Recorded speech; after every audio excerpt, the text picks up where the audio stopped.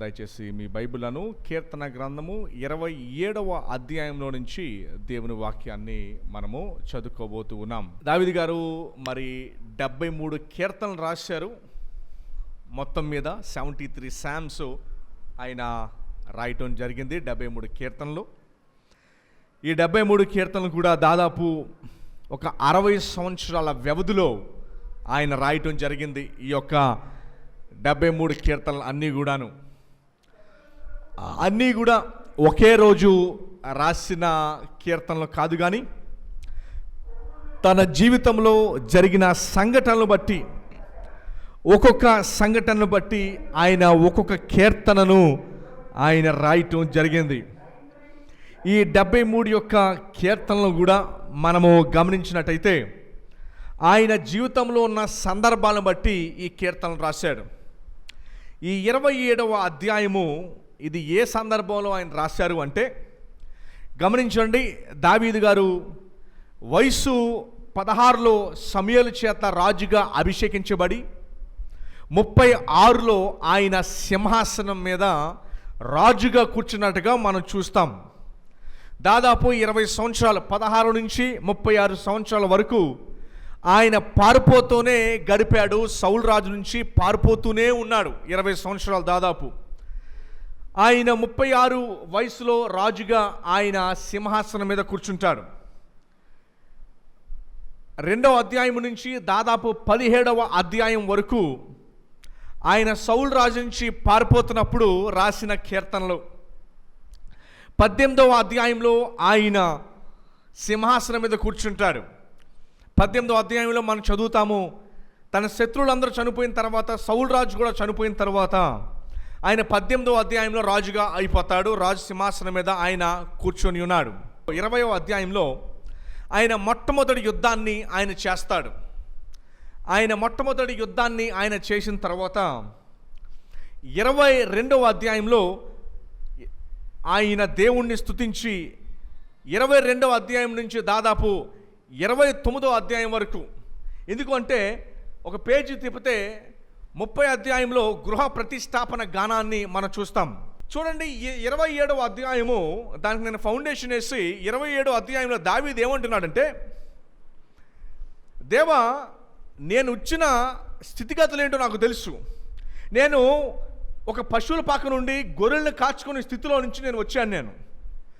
నేను నా స్థితిలో నుంచి వచ్చినప్పుడు ఇప్పుడు నువ్వు ఒక మహారాజుగా నువ్వు నన్ను నిలబెట్టావు. కానీ నా చుట్టూ శత్రువులే ఉన్నారు, నా చుట్టూ స్నేహితులేమి లేరు. ఈ 27వ కీర్తన ఏంటంటే, దేవునిలో ఆయనకున్న కాన్ఫిడెన్స్, నిశ్చయత. నువ్వు ఖచ్చితంగా, ఎందుకంటే ఇప్పుడు దావీదు కీర్తన ఎప్పుడు రాశాడంటే, మొట్టమొదటి యుద్ధం చేసేసి విజయాన్ని సంపాదించేసుకుని అప్పటికే ప్రజలందరూ కూడా దావీదుని గొప్ప మహారాజుగా ఆయన చూస్తూ ఉన్నారు. గొప్ప మహారాజుగా దావీదుని చూసిన తర్వాత యెరూషలేం పట్టణంలో ఇంకా ఆయన ఇంటిని కట్టుకోలేదు. ఆయన ఇంటిని ఇంకా కట్టుకోవాలా. ఇంటిని ఎప్పుడు కట్టుకున్నాడంటే 30 అధ్యాయంలో కట్టుకున్నాడు. ఇప్పుడు మనం 27వ అధ్యాయంలో ఉన్నాం. ఇంటిని కట్టుకోలేదు. అక్కడ నివసిస్తుండగా దాదాపు 5 నుంచి 8 నెలలు అతనికి ఖాళీ టైం దొరికింది. ఆయన దొరికిన ఖాళీ టైంలో టీవీ చూడకుండా, ఫోన్ చూడకుండా, ఆయన దొరికిన కాలంలో ఏం చేశాడంటే దేవుని వైపు చూసి ధ్యానిస్తూ ఉన్నాడు. ఏమని ధ్యానిస్తున్నాడు అంటే, గడిచిన కాలంలో దేవుడు ఆయన ఎలా కాపాడాడో అన్న విషయాలన్నింటినీ జ్ఞాపకం చేసుకుని దేవునిలో ఆయన యొక్క కాన్ఫిడెన్స్, దేవా నువ్వే నాకు ముఖ్యం అని ధ్యానిస్తూ ఉన్నాడు. ఏమంటే మీకు విషయం తెలుసా, దావీదు ఒక మాట అన్నాడు, వెండి బంగారము కంటే, జుంటి తేనె దారుల కంటే దేవుని యొక్క శాసనాలు నాకు ముఖ్యం అన్నాడు. ఇది వాస్తవానికి ఇది చెప్పగానే సంఘం అందరూ అంటారు, కానీ దాని లోతు తెలియదు. బాగా గమనించండి, దావీదుకి ముందు రాజు ఎవరు? సౌలు రాజు. దావీదు మాట అన్నాడు, ఏంటి, వెండి బంగారము జుంటి తేనె దారుల కంటే నాకు విలువైంది ఏంటో తెలుసా, దేవుని యొక్క శాసనాలు అన్నాడు. ఎందుకు అన్నాడు కూడా చెప్తాను మీకు నేను. ఆయన సౌలు రాజు ఉన్నాడు. సౌలు రాజు దేవుడు చెప్పాడు సౌలుకి, ఓయ్ సౌలా, నేను ఇక దేశాన్ని మీద విజయాన్ని ఇస్తాను. నువ్వు ఆ దేశం మీద విజయాన్ని ఇచ్చిన తర్వాత ఆ దేశంలోని చిల్లి గవ్వ కూడా నువ్వు తేవద్దు అని చెప్పాడు. సౌల్ని అభిషేకించింది రాజుగా, దావీదుని రాజుగా అభిషేకించింది కూడా సమూయేలే అభిషేకించాడు, ప్రవక్త అయిన సమూయేలే, హన్నా కుమారుడు. అయితే నీకు దేవుడు నీకు విజయాన్ని ఇస్తున్నాడు, నీ శక్తిని బట్టి దేవుడు విజయాన్ని ఇవ్వట్లేదు, కానీ దేవుడు ప్రజలు కనుక నీకు విజయాన్ని ఇస్తున్నాడని చెప్పాడు. చెప్పిన తర్వాత ఏమన్నాడంటే, నువ్వు అక్కడి నుంచి పైసా కూడా తేవద్దు, చిల్లి గవ్వ కూడా తేవద్దు అని చెప్తే సౌలు ఏం చేశాడు తెలుసా? అత్యుత్సాహము ప్రవర్తించి అక్కడి నుంచి వెండిని బంగారాన్ని అన్నిటిని తీసుకొచ్చేసిన తర్వాత అంటాడు సమూయేలుతో. సమూయేలు అన్నాడు, ఏయ్ నీకు తీసుకురావద్దని చెప్పాను కదా, నువ్వు ఎందుకు తీసుకొచ్చావు? నువ్వు తీసుకురావడం వల్ల దేవుని ఆత్మ నీలోంచి వెళ్ళిపోయింది, దేవుడు నీ దగ్గర నుంచి సింహాసనాన్ని తీసివేశాడు అని చెప్పగానే అన్నాడు, అయ్యయ్యో ప్రవక్త గారు, నేను నా కోసం తేలేదండి, ఇంకో సైనికుల కోసం తెచ్చాను సార్ అన్నాడు. ఏయ్ సైనికుల కోసం తేవడం నువ్వెవడో చెప్పడానికి? దేవుడి కదా చూసుకునేది. ఈరోజు దేవుని ఆత్మ, దేవుని రాజ్యం, ఈ రెండు కూడా నీ దగ్గర నుంచి దేవుడు తీసేశాడు అని చెప్పాడు. తీసేయగానే చూడండి, ఇక్కడ సౌలు నిజంగా గొప్ప రాజు అయ్యేవాడు, బెన్యామీను గోత్రానికి చెందిన రాజు సౌలు గొప్ప రాజు అయ్యేవాడు. కానీ సౌలు దేని ప్రేమించాడు తెలుసా? వెండిని. దేవుడు అప్పటికే చెప్పాడు ఏమీ తేవద్దు అని చెబితే వెండిని, బంగారాన్ని, ఎడ్లను, వీటన్నిటిని కూడా తీసుకొచ్చేసాడు. అయితే ఇది దావీదు చూశాడు, అమ్మో సౌలు దేవుని యొక్క శాసనాన్ని వినుంటే రాజ్యాన్ని పోగొట్టుకునేవాడు కాడు. దేవుని యొక్క శాసనాన్ని సౌలు వినలేదు కనుకనే, శాసనం అంటే మాట, ఆ మాట వినలేదు కనుక దేన్ని ప్రేమించాడు? వెండిని ప్రేమించాడు, బంగారాన్ని ప్రేమించాడు, వీటిని ప్రేమించాడు. అందుకనే అతని యొక్క రాజ్యం పోయింది.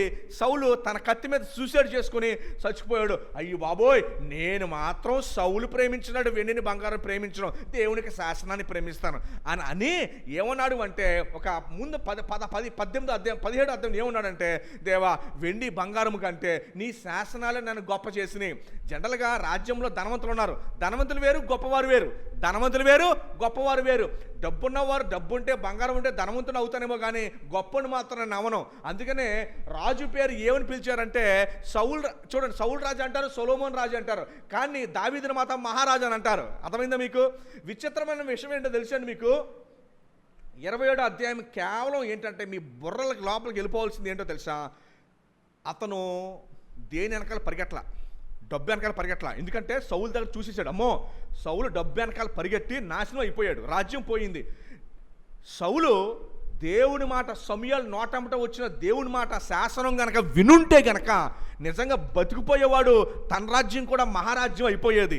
కానీ బెంజమిన్ గోత్రం నుంచి యోధా గోత్రానికి రాజ్యం ఎందుకు వచ్చేసింది తెలుసా?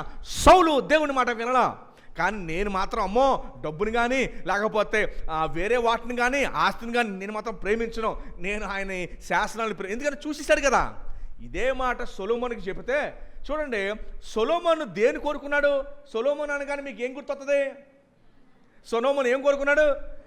మనం అందరం ఏమంటామంటే, అబ్బా సొలొమోను జ్ఞానాన్ని కోరుకున్నాడు. పైపెచ్చు సొలొమోను జ్ఞానాన్ని ఎందుకు కోరుకున్నాడంటే, దేవా జ్ఞానం నా బాగు కోసం కాదు, నీ ప్రజలను నడిపించడానికి, నీ ఆజ్ఞలలో, నీ శాస్త్రాల్లో నడిపించడానికి నాకు జ్ఞానాన్ని అని చెప్పి సొలొమోను అడుగుతాడు.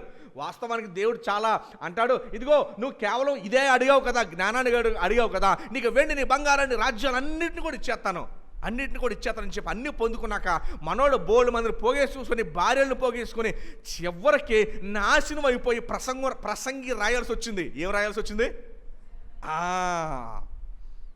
ఎందుకంటే దేవుడు ఇచ్చిన దాంత వరకు ఆపకుండా ఇంకా పోగేసుకుని చివరికి ఏం చేసుకున్నాడు తెలుసండి? ప్రసంగి రాయాల్సి వచ్చింది. ఏం రాయాల్సి వచ్చింది? ప్రసంగిలో ఏముంటుంది? మొత్తం ఒకటే మాట. ఏటా మాట? ఇప్పుడు సౌలు దగ్గర నుంచి దావీదు చూశాడు, ఏం కోరుకోవాలో అదే కోరుకున్నాడు.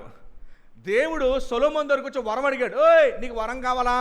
ఏ వరం కావాలి అని అడగగానే ఏం కోరాడు? అడిగాడా?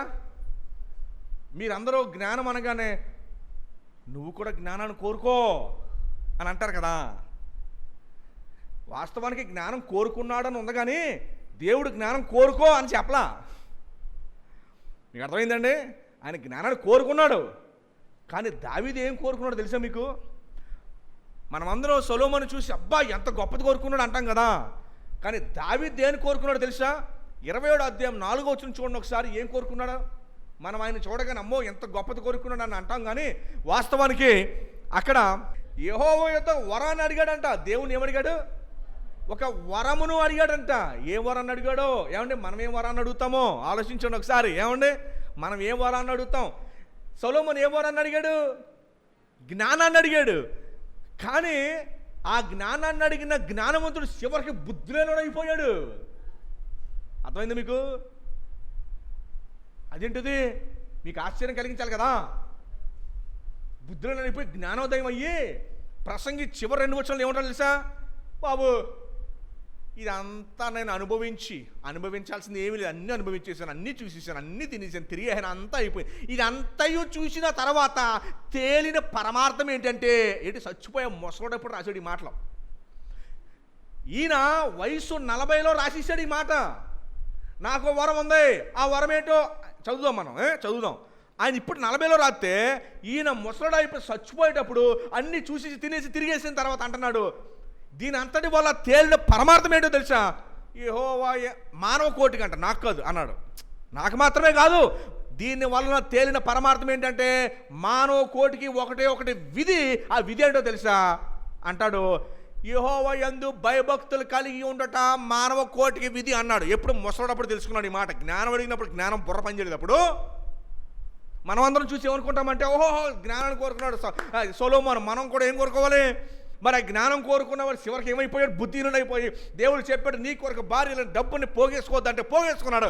పోగేసేసుకొని చివరికి చి ఇందులో ఏమీ లేదు అని తేల్చుకున్నాడు చివరికి. ఏమండి అందుకని ఏం రాయాల్సి వచ్చింది? ప్రసంగి రాయాల్సి వచ్చింది. కానీ తండ్రి అయిన దావీదు 4వ వచనంలో ఏం కోరుకున్నాడు? దేవా నాకు వరం కావాలి. ఏం కావాలా? వరం కావాలి. వరం కోరుకుని ఏమడిగాడు చూడండి 4వ వచనం, యెహోవా యొద్దకు వరం అడిగితిని, దానిని నేను వెతుకుచున్నాను. దాని వెనకాల పరిగెడుతున్నా. ఏమంటే మీరు దేని వెనకాల పరిగెడుతున్నారో? డబ్బు వెనకాల పరిగెడితే మీ వెనకాల రాదు, అది మీ దాని వెనకాల పరిగెడతానే ఉండాలి అన్నాడు 4వ వచనంలో. ఏమండి వీళ్ళందరూ చాలా జ్ఞానవంతులండి. These are not foolish people. వీళ్ళేమో తెలివి తక్కువలేం కాదు. మనం ఎవరి గురించి చదువుతున్నామో ఇలా తెలివి తక్కువలేం కాదు కదా. ఇలా యూదులు ఇప్పుడు ఇశ్రాయిల్లో ఉన్న తెలివి తక్కువలలో మొన్నటిదాకా చెప్పుకున్నాం కదా, వాచ్లో బాంబిట్లు అయిపోయారు. ఇది ప్రపంచం చూసేసింది ఈ విషయాన్ని. ఏమండి ఆయన రాస్తున్నాడు, వాళ్ళ కొడుకు రాస్తున్నాడు, వాళ్ళ తండ్రి రాస్తున్నాడు. ఎవరు? దావీదు రాస్తున్నాడు ఈ మాట. ఇక మనం వచ్చి మళ్ళీ బేరాలు ఆడతాక అలా కాదని ఇలా కాదని అంట కుదరదేక. ఆ తండ్రి రాస్తే ఏమన్నాడంటే 4 నేను ఒక వరాన్ని అడిగాను, నేను ఆ వరాన్ని నేను వెతుకుతున్నాను, ఆ వరం వెనకాల పరిగెడుతున్నా. ఆ వరం ఏంటో తెలుసా? యెహోవా ప్రసన్నతను చూచుటకును. ఏం చూడడానికంట? ఎందుకంటే ఈయనకి తెలుసు నేను ఏ స్థితిలోంచి వచ్చాను, నన్ను గొప్ప చేయాలంటే ఎవరు చేయాలో, నన్ను దీవించాలంటే ఎవరు దీవించాలో, నన్ను గొప్ప స్థితికి తీసుకురావాలంటే ఎవరు తీసుకురావాలో వాళ్ళు తీసుకొచ్చింది కూడా ఆయనే కదా, ఆయనకు తెలుసు బాగాను. అంటున్నాడు ఏమన్నాడంటే యెహోవా ప్రసన్నతను చూచుటకును ఆయన ఆలయంలో ధ్యానించుటకును జీవితకాలం అంతయు నేను యెహోవా మందిరములో నివసింపగోరుచున్నాను. ఇది నా యొక్క dream, my goal, my aim. చిన్నప్పుడు 8, 9, 10 తరగతుల్లో స్కూల్ అడుగుతారు స్టూడెంట్స్ని, నీ గోల్ ఏంటి, నీ ఎయిమ్ ఏంటి, నీ డ్రీమ్ ఏంటి? సార్ నేను పైలట్ సార్ నేను పోలీస్ అవుతాను సార్, నేను డాక్టర్ అవుతాను, నేను ఇంజనీర్ అవుతాను. ఆహా మంచి గోల్స్ పెట్టుకున్నారు మీరు అందరూ. ఏ తల్లిదండ్రుల నా పిల్లల్ని ఆయన మందిరంలో నేను నివాసం చేయాలనుకుంటున్నాను అని చెప్తారా? పాస్టర్ గారి పిల్లడు కాబట్టి ఎలాగో పాస్టర్ అయిపోతారు, అది పని అవుతుంది, వేస్ట్, అది పని అవుతుంది, అది కుదరదు, అది కాదు.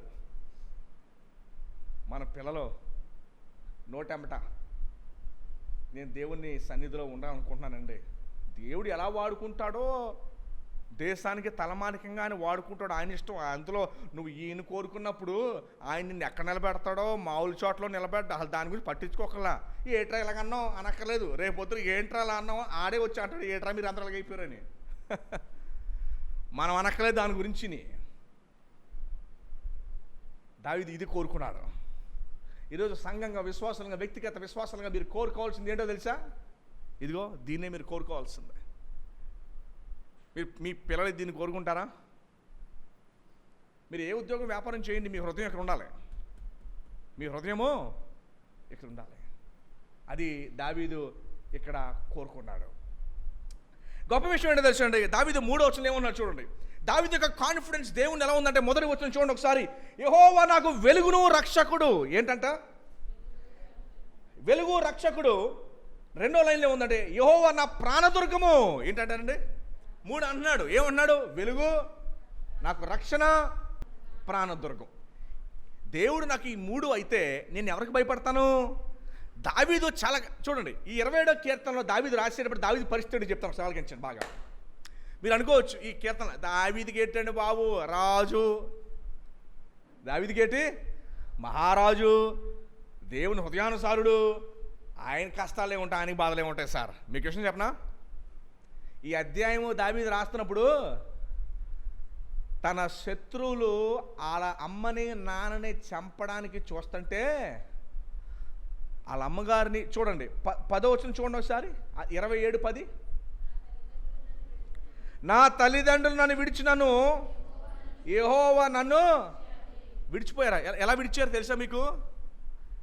దావీదు తల్లిదండ్రులు ఎలా విడిచారో తెలుసా మీకు? నాన్నగారి పేరు జెస్సీ. ఎలా వెళ్ళిపోయారో తెలుసా వాళ్ళు? దావీదు తల్లిదండ్రులు ఏం చేశారంటే దావీదుని విడిచిపెట్టారు. ఎలా విడిచిపెట్టారో తెలుసా మీకు? 1 సమూయేలు 22వ అధ్యాయం 3-4 వచనాలు కనుక మీరు చదివితే చూడండి ఒకసారి. 1 సమూయేలు 22వ అధ్యాయము 3-4 వచనాలు మీకు చదివితే తెలిసేది ఏంటో తెలుసా? మోయాబు దేశంలో అమ్మని నాన్నని దాయాల్సి వచ్చింది. శత్రువులు వారిద్దరిని చంపేస్తారేమో అని చెప్పి, అమ్మని నాన్నని చంపేస్తారేమో అని చెప్పి దావీదు వారిని దాచాడు.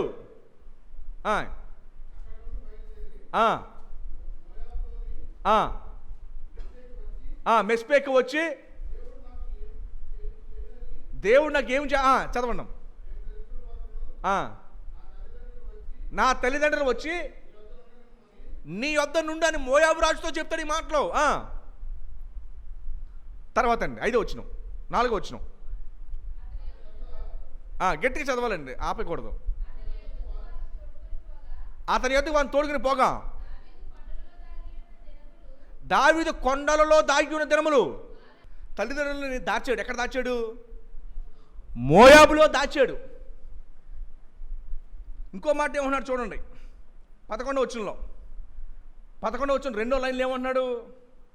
నా కొరకు పొంచి ఉన్న వారిని చూచి సరళమైన మార్గమును నన్ను నడిపింపుము. నా కొరకు పొంచి ఉన్నారంటే దావీదునే జీవితకాలం చంపడానికి చూశారు.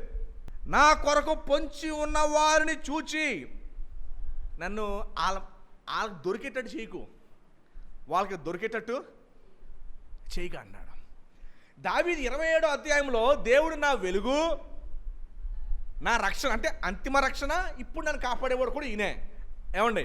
ఆపదల నుంచి. తర్వాత నాకు ప్రాణదుర్గము. ఏంటంట? ప్రాణదుర్గం అంటే బాడీ గార్డ్. దావీదు మంచి బలిష్ఠుడే అనొచ్చా, నాకేంటి నన్ను ఎవడ ఎత్తాడో చూద్దాం అంటలేదు. ఆయన బలిష్ఠుడు అయినప్పటికీ కూడా ఏమన్నాడు తెలుసా?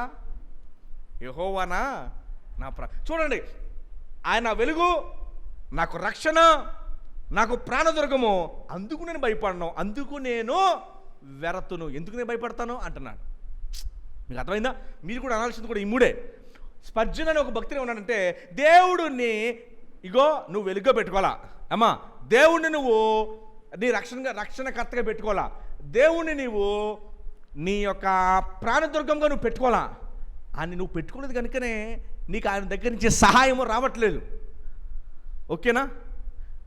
మనోళ్ళు పెట్టుకోకుండా వారికి జ్ఞానం మీద, తెలివితేటల మీద, వారికున్న ఆస్తి మీద, వారికున్న వాటి మీద వారు జ్ఞానాన్ని పెట్టుకుంటారు కనుకనే ఈ 3 వాళ్ళు అనుభవించలేకపోతున్నారు. ఇక్కడ 27 అధ్యాయం మనం చూడాల్సింది ఏంటంటే, మీ అందరికి బుర్రలకు ఎక్కాల్సింది ఏంటంటే, దావీదుది సులువైన జీవితం ఏం కాదు. నిరంతరం ఆయన తల్లిదండ్రులను చంపడానికి చూశారు.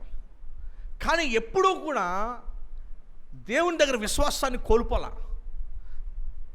కోల్పోవడం పక్కన పెడితే తన బలం అంతా కూడా దేవుడు అని చెప్తున్నాడు. అందుకనే యెహోవా నా బలమా, యెహోవా నా బలమా అని దావీదు పాడాడు. మరి మన గురించి నాకు తెలియదు, మీ గురించి నాకు తెలియదు. మీ బలం ఆయనైతే పాడండి, తప్పులేదు. మీ బలము వేరే వాటి మీద కనుక మీరు ఆధారపడితే నాకు తెలియదు. దేవుడి నామాన్ని వ్యర్థంగా ఉచ్చరింపకూడదని బైబిల్ కూడా చెప్తూ ఉంది. మీ బలం ఏమైందో మీరు చెక్ చేసుకోండి. మీ బలము దేవుడైతే దేవుని సన్నిధిలో మీరు నివసిస్తారు. మీ బలము దేవుడైతే ఉదయాన్నే సాయంత్రం మధ్యాహ్నం దేవునితోనే మీరు సహవాసం చేస్తారు. మీ బలము దేవుడైతే మీరు దేవుడి పని చేస్తారు. మీ బలము దేవుడైతే దేవుడే మీకు సర్వం. మీ బలము ఇంకొకటి అయితే అప్పుడప్పుడు దేవుడు. అందుకని దావీదు అన్నాడు, యెహోవా నా బలమా అని అంటూ. చూడండి, దావీదు ఈజీ లైఫ్ ఏం కాదు. తర్వాత చూడండి, ఇంకో విషయం ఏంటో చెప్పనా, దావీదు ప్రార్థన చేస్తే కానీ దేవుడు వెంటనే ఆన్సర్ చేయలా. అమ్మో, దావీదు దేవుడు హృదయానుసారుడు కదా, అడగగానే వెంటనే ఇచ్చేస్తాడు కదా అనుకున్నారా? 9వ వచనం చూడండి ఒకసారి. నీ ముఖము నాకు దాచుకము. దావీదు he felt God is far away. దావీదు ఏమన్నాడు, దేవా నీ ముఖము నాకు దాచుకము, కోపము చేత నీ సేవకుని తోలివేయకము, నా సహాయుడు నీవే. ఏమండి, నా సహాయకుడవు నీవే. రక్షణకర్తకు దేవా నన్ను దిగనాడకము, నన్ను విడవకము. కోపము చేత నీ సేవకుని తోలివేయకు, నా సహాయకుడు నీవే, నా రక్షణ నీవే. ఇంకోటి ఏమంటాడంటే 7వ వచనంలో, కరుణతో నన్ను నా మనవి ఆలకించు, కరుణతో నాకు ఉత్తరమి. కరుణతో నాకు సమాధానము. దావీదుకి అడగగానే వెంటనే సమాధానం రాలా. తల్లిదండ్రులేమో వేరే దేశం పంపించాల్సి వచ్చింది. ఈయన్ని ఎప్పుడు చంపుదామా అని చుట్టుపక్కల శత్రువులు వెయిట్ చేస్తున్నారు.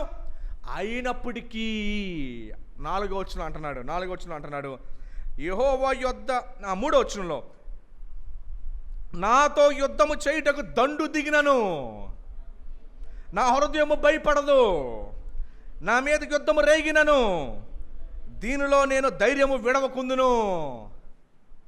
అమ్మా, మీరు నేర్చుకోవాల్సిన పాఠం ఏంటంటే, దావీదు లైఫ్ ఈజ్ నాట్ ఈజీ. భయంకరమైన తల్లిదండ్రులను దూరం పంపించాల్సి వచ్చింది. ఇతను చంపడానికి చూస్తున్నారు. దేవుడేమో ఈయన ప్రార్థన ఆలకించట్లేదు. ఇంకా అంటున్నాడు, నీవు తప్ప నాకు ఇంకెవరో లేరేసగా, నాకెవరున్నారు నాకు. దావీదుకి ఎంత కాన్ఫిడెన్స్కి ఉండడానికి గల కారణం ఏంటో తెలుసా?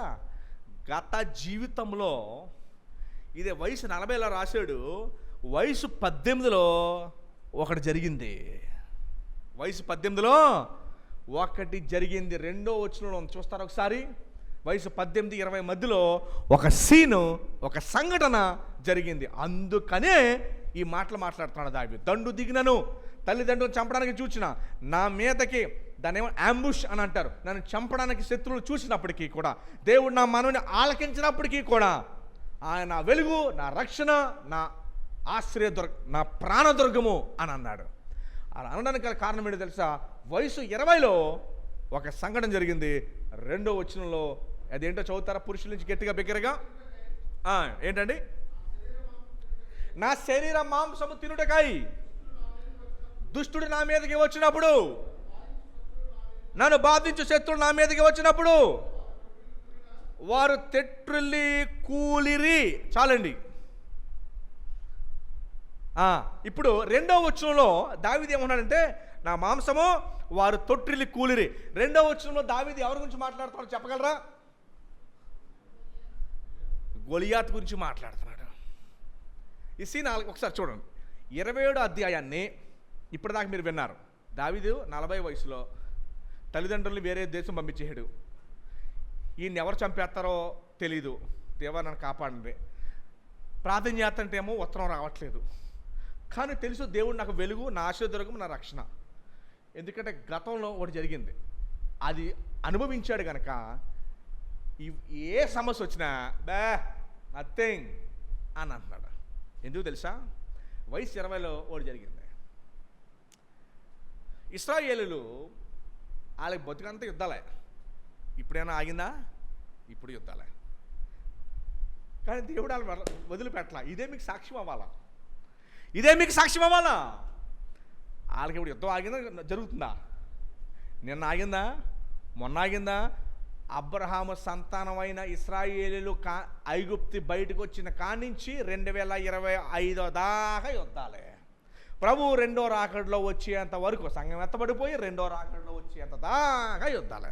కానీ దేవుడి వారితో చేసిన వాగ్దానము, నిన్ను నేను విడువను ఎడబాయను. ఇదే మన గురించి కూడా. ఆ దేవుడు ఒకలా పని చేస్తారు, వాళ్ళకి మనకి ఒకలాగా. యుద్ధాలు లేవు వాళ్ళకి. ఏమండి, వాళ్ళు కొంతమంది క్రైస్తవులు అనుకుంటారు, అబ్బాబ్బే అలా ఉండకూడదండి, పీస్ఫుల్గా ఉండాలి. ఓసారి ఇస్రాయేల్ చూడండి సార్, ఎక్కడ దాకా ఎందుకు అని చూస్తే అర్థం కాదా? సీన్ ఏం జరిగిందంటే వయసు 20లో యెషయా నాన్నగారు, అన్నలు యుద్ధంలో ఉన్నారు నాయన, 7 అన్నలు, వాళ్ళకి ఆహారాన్ని ఇస్తాను, ఏం తిన్నారో ఏం తినలేదు పాపం, ఆహారాన్ని ఇస్తాను, వెళ్ళి తీసుకెళ్ళినానా అని చెప్తే కొన్ని రోజులు నడిచి ఆహారాన్ని తీసుకెళ్ళాడు. తీసుకెళ్ళిన తర్వాత అక్కడ ఒక 9.5 అడుగుల వ్యక్తి ఏమంటున్నాడంటే తిడతన్నాడు. ఏం చేస్తున్నాడు? తిడతన్నాడు. మీ ఇశ్రాయేలులో దమ్మున్నవాడు ఎవడు లేడా? మీ దేవుడు ఇదేనా? రగిలిపోయింది దానికి. ఎందుకంటే దావీదు చిన్నప్పటి నుంచి దేవుని ప్రేమించి ఆ విషయం చెవిని పడగానే మనిషి రగిలిపోయాడు. పోనానికి ఏమైనా యుద్ధం వచ్చా, కత్తి తిప్పడం వచ్చా, ఈట ఇసరడగలడా, డాలు మొయ్యగలడా? ఇశ్రాయేలు అందరూ భయపడిపోయి దాక్కున్నారు. సౌలు రాజేత లోపలికి వెళ్ళిపోయి, ఇంకా అయిపోయా మనం చేసేది, సరెండర్ అన్నాడు. దావీదు ఎలా అంటాడు, నేను యుద్ధం చేస్తా. ఏంటి యుద్ధం చేస్తావా? నీ వయసు ఎంత అబ్బాయి? 20 సంవత్సరాలు సార్. యుద్ధం చేస్తా నువ్వు? ఆ యోధులందరూ పిచ్చోళ్ళ అక్కడ అందరూ ఉన్న వాళ్ళు పుట్టిందే యుద్ధం కోసం పుట్టారు. ఆడెవడో చేయలేదే నువ్వు వెళ్ళి చేసేస్తావు యుద్ధం? సార్ నేను పులిని చంపాను సార్. ఎలుగుబండి కామెడీ చేయకు, బయటికి వెళ్ళి. అలా కాదు సార్, మీరు ఎవరు వెళ్ళట్లేదు కదా, నేను వెళ్తాను. సర్లే నీ సావు, నువ్వు సావు. ఇదిగో నా కత్తి, ఇదిగో నా ఈట, ఇదిగో నా డాలు, ఇదిగో నా కవచం. సార్ అవి మోయలేను సార్ నేను. అవి నాకు ఎక్కడ పడతాయి? మీరేమో ఇది మా 10-20 సంవత్సరాలు స్కిన్నీ బాయ్, నేను నాకు ఎక్కడ అవుతుంది సార్? కానీ నా అదిలో ఒక రాయి ఉంది సార్.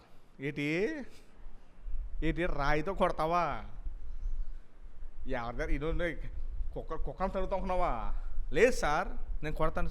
నీ సావు, నువ్వు సావు. వెళ్ళిపోయాడు.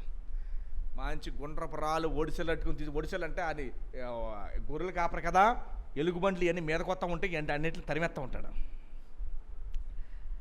వెళ్ళాడు, గొలియాతు ముందు నుంచున్నాడు అలాగా. ఏమ్మా పక్కకెళ్ళి ఆడుకోమ్మా, వెళ్ళి. నేను చంపడానికి వచ్చాను. నేను ఏంటి నన్ను చంపడానికి వచ్చావా? నీ మాంసాన్ని కాకులకి గెద్దలకి వేసేస్తాను, గుర్తెట్టుకో. అందరిలాగే చూశారు. వయసు 20. గొలియాతు 9.5 అడుగులు, మంచి బలిష్ఠుడు. వాస్తవానికి ఈయన వెళ్ళి కత్తి ఇసిరిన గొలియాతు ఇలా అంటే ఎగిరిపోతే కత్తి నిలబడి చేయొచ్చు, ఇంపాసిబుల్ చంపడం. కానీ దావీదు హృదయంలో పిచ్చోడు కాదు, విపరీతమైన ధైర్యవంతుడు. తన శక్తి మీద ఆధారపడి వెళ్ళా. దేవుడు దోషించాడు, నా ప్రజలు వెనక్కి వెళ్ళిపోయారు, నేను ముందుకెళ్తాను. ఆ సీన్ ఒకసారి అర్థం చేసుకోండి. సీన్లోకి వెళ్ళండి ఒకసారి. ఏ ధైర్యంతో వెళ్ళాడు అసలు? ఒంట్లో ఎక్కడ ఖాళీ లేదు. ఇక్కడ ఒకటి ఖాళీ ఉంది, నోటికి ఖాళీ ఉంది, చెవులు ఖాళీ ఉంటారు నాకు తెలియదు, కానీ చెవులు కూడా ఖాళీ ఉండదు, అది కూడా మూసేస్తారు. ఇక్కడ మాత్రం ఖాళీ ఉంది, ఈ ప్లేస్ లాగా. ఇదంతా కూడా మాట్లాడడానికి నోరు ఉంది, అక్కడే ఖాళీ ఉంది.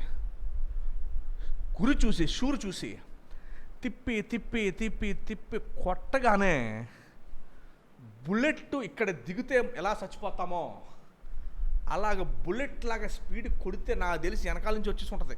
ఆ స్పీడ్కి స్లింగ్ అని అంటారు ఇంగ్లీష్లో దాన్ని. ఇక్కడ కొడితే ఇలా వచ్చేసి ఉంటుంది, ఇక్కడ కొడితే ఇలా వచ్చేస్తే ఉంటాడా మనిషి. వచ్చేగానే రాయబడిన మాట ఏంటో తెలుసా? తొట్టిల్లి కూలిపోయాడంట. మేడని అంత ఎత్తున్నాడు, కూలిపోయాడు. ఎవరో ఏ ధైర్యం తెలియడు ఆయన. ఆ 20 సంవత్సరాలు యవనస్తుడు ఏ ధైర్యం తెలియడు. అతనికి ధైర్యం మాత్రమే కాదు, రోషం కూడా ఉంది. నా దేవుణ్ణి నువ్వు అంటావా అని చెప్పి రోషం కూడా ఉంది అతనికి. ఆ రోషంకి ధైర్యం తోడై, దేవుని మీద విశ్వాసం తోడై ఆ రోజు మహారాజుగా చిత్రీకరించబడిపోయాడు. అప్పుడు తను గ్రహించాడు, బంగారం గొప్ప చేయదు, వెండి గొప్ప చేయదు మనల్ని, దేవుని యొక్క మాట గొప్ప చేస్తుంది. అప్పుడు తెలుసుకొని దేవుడితో ఒక వరాన్ని అడుగుతాడు. దేవా, నేను అడిగే వరం ఏంటో తెలుసా? నీ సన్నిధిలో, నీ మందిరంలో, నీ ప్రసన్నతలో నన్ను ఉంచండి నా జీవితకాలం. అదే నేను అడిగేది, ఇంకేం వద్దు నాకు. అదే నేను అడిగేది, ఇంకేమి అడగను అని అన్నాడు. అందుకనే చివరి 14 వచనంలో కన్క్లూషన్లో దావీదు అంటాడు, యెహోవా కొరకు కనిపెట్టుకుని ఉండుము. ఏం చేయాలా? యెహోవా కొరకు కనిపెట్టుకుని ఉండుము, ధైర్యము తెచ్చుకొని నీ హృదయం నిబ్బరముగా ఉంచుకొనుము. యెహోవా, మరలా అంటున్నాడు, ఒకే వచనంలో 2 సార్లు రాశాడు, యెహోవా కొరకు కనిపెట్టుకుని ఉండము. అర్థమైందండి? సో 27వ కీర్తన సారాంశం ఏంటంటే, సమస్యలన్నీ ఎత్తి మీద ఉన్నాయి. యెహోవా నా వెలుగు, యెహోవా నా రక్షణ, యెహోవా నా ప్రాణ దుర్గమై ఉన్నాడు. దావీదు ఇంకోటి ఏమన్నా తెలుసండి, యెహోవా కొరకు కనిపెట్టుకొని ఉంటాను అనట్లేదు, ఉండుము అని మనందరూ చెప్తున్నాడు. యు ఆల్సో, మీరు కూడా అని అంటూ యెహోవా కొరకు కనిపెట్టుకొని ఉండుము అని మనందరికీ బోధిస్తున్నాడు. మరి మీ అందరికీ ప్రసంగం ఎంతవరకు అర్థమైంది నాకే తెలియదు. మైండ్లో అర్థమవడం ఒక ఎత్తు, అది మన హృదయాల్లోకి వచ్చి దాన్ని జీవించడం ఇంకొక ఎత్తు. చాలా అన్నాలు తినేసి వాంతి చేసుకుంటే ఆరోగ్యం కాదు, తినేసి వాంతి చేసుకుంటే ఆరోగ్యం కాదు. తిన్న అన్నము అది రక్తంలోకి మారినప్పుడే శక్తి, బలం. అలాగే ఈ విన్న వాక్యము, దేవా నేను కూడా దావీదు వంటి వాడినే, నా చుట్టూ శత్రువులు, ఇబ్బందులు చుట్టుకొని ఉన్నాయి, కానీ గడిచిన కాలమంతా నువ్వు నన్ను కాచి కాపాడి ఇక్కడ దాకా తీసుకొచ్చావు కదా, నాకేం వద్దయ్యా, నీ సన్నిధి కావాలి, నాకు నీ ప్రసన్నత కావాలి, నీ శాసనాలకి నాకు కావాలి, వాటికి నేను లోబడతాను. నేను గతంలో చాలాటికి లోబడ్డా, చాలాటికి భయపడ్డా, కానీ నేను ఎవరికి భయపడను, నీ శాసనాలకు నేను లోబడతాను అని దేవుని సన్నిధిలో మనం మొక్కి ఆయనకి మనం చెప్పి ఆ విశ్వాసంలో మనం నిలబడాలి. అట్టి వారిని దేవుడు వాడుకొని బలపరుస్తాడు. అట్టి వారు ఏమంటారో తెలుసా? ఆయన గుడారంలో నేను ఉత్సాహధ్వని చేయించు బలులు అర్పించేదను, కృతజ్ఞత బలులు అర్పించేదను, నేను పాడేదను, యెహోవాను గూర్చి స్తుతిగానము. అలా చేస్తారు వాళ్ళు. ఏమండి? సంచేత మరి దేవుని వాక్యం విషయమై, ఏమంటే వాక్యాన్ని వింటే కదండి బలం. అంతే తప్ప మనం ఇక్కడ కూర్చొని వేరే చోట ఉంటే ఎంతకంటే లాస్ట్ ఇంకోటి ఉండదు.